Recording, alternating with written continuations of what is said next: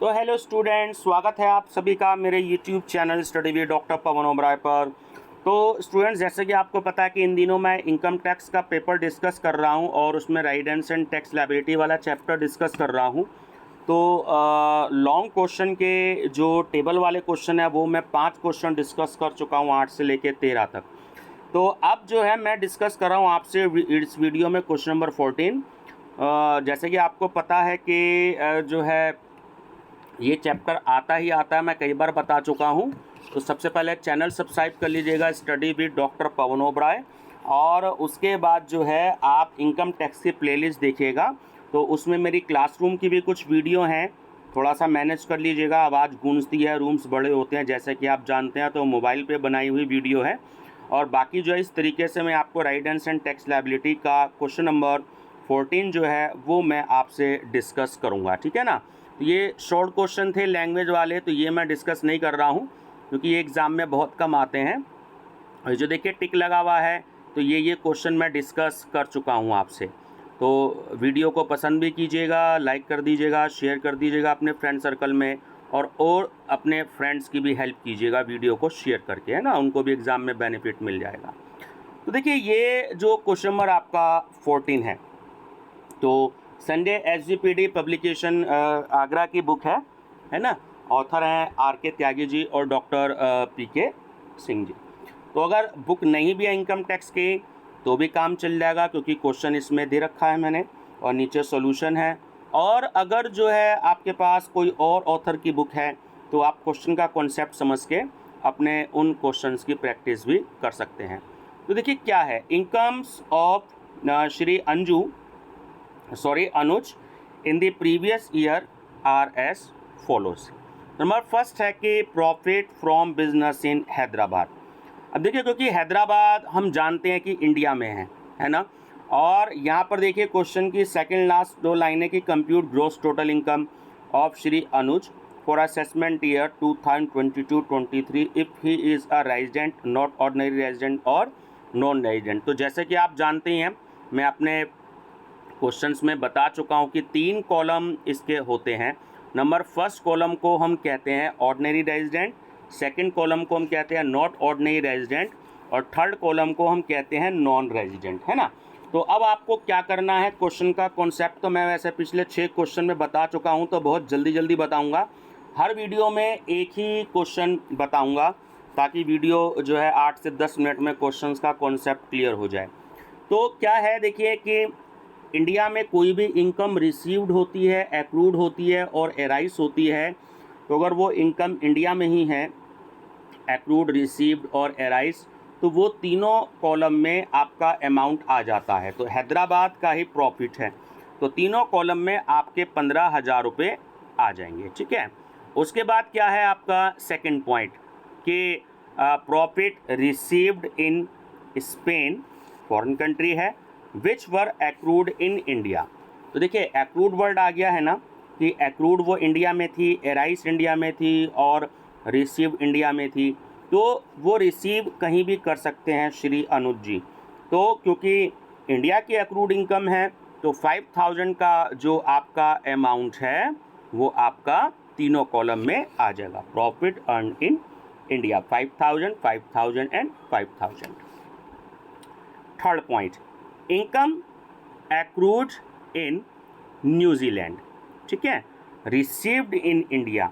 अब देखिए एक्रूड वो इनकम थी न्यूजीलैंड की, अब मिस्टर अनुज रिसीव्ड कहाँ कर रहे हैं, इंडिया में कर रहे हैं। तो वही कॉन्सेप्ट, एक्रूड, एराइज और रिसीव्ड, तीनों में से कोई भी वर्ड हो तो आपको ध्यान रखना है। मोटी बात यह है कि इनकम रिसीव्ड कहाँ हो रही है, वो इंडिया में हो रही है। तो 6,000 का जो अमाउंट है वो आपका तीनों कॉलम में अमाउंट आ जाएगा, ठीक है। ये देखिए यहाँ पर आपको दे रखा है, थोड़ा सा पेज इधर करना पड़ रहा है, पीडीएफ में हो जाता है कई बार पीडीएफ बनाते समय। तो आपका 6,000 का जो अमाउंट है वो तीनों कॉलम में आ जाएगा, ठीक। चलिए नंबर 4। अब नंबर 4 क्या है, income from house property in Pakistan received in Kanpur. अब देखिए प्रॉपर्टी जो है, हाउस प्रॉपर्टी, वो कहाँ है, पाकिस्तान में। फिर से मैं वही बात बता रहा हूँ कि रिसीव कहाँ हो रही है, वो कानपुर में हो रही है, और कानपुर जो है हम जानते हैं कि इंडिया में है, तो इंडिया में इनकम रिसीव हो रही है। तो जो आपका 8,000 का अमाउंट है तो वो आपके तीनों कॉलम में आ जाएंगे, ठीक है, 8,000, 8,000 और 8,000। नंबर 5, चलिए इम्पॉर्टेंट पॉइंट है, 2-3 क्वेश्चन में आ चुका है कि क्या है, income from business in Australia which is controlled from India. तो यहाँ पर आपको अंडरलाइन क्या करना है, कंट्रोल्ड फ्रॉम इंडिया करना है। देखिए बहुत सारे बिजनेस ऐसे होते हैं जो रन इंडिया कर रहे हैं, तो मतलब जो चल रहे होते हैं वो विदेशों में चल रहे होते हैं, ऑस्ट्रेलिया में, इंग्लैंड में, सिंगापुर में, कनाडा में, लंदन में, लेकिन उसको कंट्रोल कहाँ से होता है, वो इंडिया से होता है। यानी कि अगर रिलायंस का हम एग्ज़ाम्पल ले लें, पतंजलि का एग्ज़ाम्पल ले लें, या डाबर जो हमारी आयुर्वेद की कंपनी है उसका एग्ज़ाम्पल ले लें, तो वो है तो इंडिया की, लेकिन अगर उनके जो हैं बिज़नेस जो हैं वो बाहर भी चलते हैं, इंडिया से बाहर, लेकिन कंट्रोल्ड वो इंडिया से हो रहे हैं, तो आपको ये ध्यान रखना है कि ऐसा अमाउंट यानी कि जो 10,000 रुपये है वो आपके शुरू के 2 कॉलम में जाएंगे, यानी कि ऑर्डिनरी रेजिडेंट में और नॉट ऑर्डिनरी रेजिडेंट में। देखिए फर्स्ट कॉलम मैंने कई बारी बताया है, फर्स्ट कॉलम का मतलब होता है रेजिडेंट, ऑर्डिनरी रेजिडेंट, और सेकंड कॉलम का मतलब होता है नॉट ऑर्डिनरी रेजिडेंट, और थर्ड कॉलम का मतलब होता है नॉन रेजिडेंट। तो सीक्वेंस यही आपको रखना है, कॉलम का सीक्वेंस चेंज मत कीजिएगा, जो जिस सीक्वेंस पे यहाँ शो कर रखा है मैंने इसी आप नंबर पे शो करेंगे, आपका क्वेश्चन आधा तो गलत होने से वैसे ही बच जाएगा, ठीक है ना। तो कंट्रोल्ड फ्रॉम इंडिया या कंट्रोल्ड बाय इंडिया जब भी आए आपको, तो आपको ध्यान रखना है कि ऐसा अमाउंट 2 कॉलम में ही आता है। तो 10,000 रुपये आपके ऑर्डिनरी रेजिडेंट और नॉट ऑर्डिनरी रेजिडेंट में ही आपके आएंगे।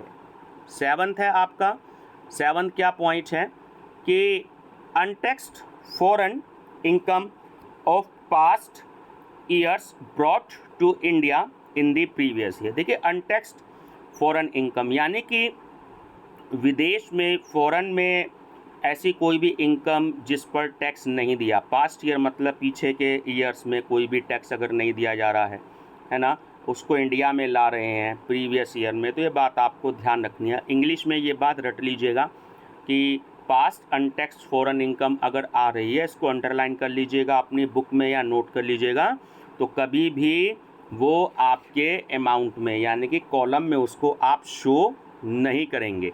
यहाँ भी देखिएगा कि ये जो सॉल्यूशन है कहीं भी हमने शो इसको नहीं कर रखा है, तो बहुत सीधा सा इसका कॉन्सेप्ट है, तो कंफ्यूज नहीं होना है।